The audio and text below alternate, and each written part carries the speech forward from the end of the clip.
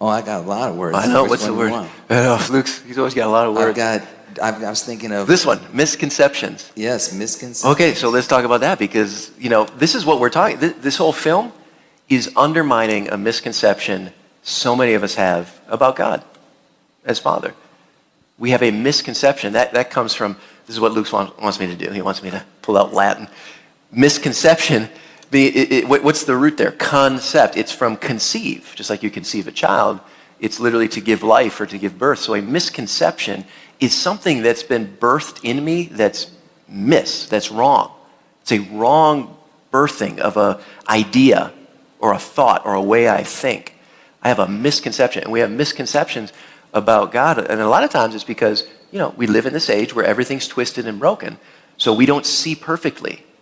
And we naturally project our own father onto the face of God, or our own parent onto the face of God, or someone, maybe a pastor or a significant figure in our life onto God. And we attribute those attributes to God. And a lot of times those are all misconceptions because we live in a fallen world and everyone is not a perfect representation of the Father. We're being revealed as sons of God. My dad wasn't a perfect representation.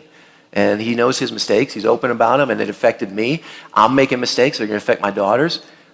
Boy, that's a troubling thought. But the hope is relationship, coming back to the table. I keep preparing a table for my daughters, whether they're 12 or 42. I'm going to keep preparing a table for them so that where we do have wounds and misconceptions, the relationship can be there where we see God moving through us. God is not looking at us with a scowl on his face. He's not stern. He's not saying, you. And a lot of us heard that growing up. It's like, you're never going to measure up. What's wrong with you? Be a man. Wait, can't you do this? You. You're not like your brother. Get it together.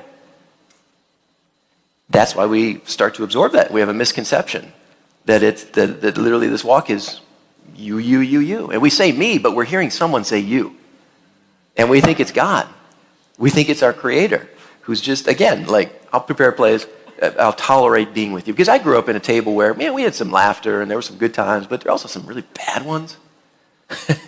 And then there were some times with no tables at all, and there was an invitation, and I've kind of, something I internalized, but we hear that. And that's a misconception that's distracting us, pulling us away from a God who is gentle, who is tender, who is stronger than we can ever imagine, but compassionate, comes to us.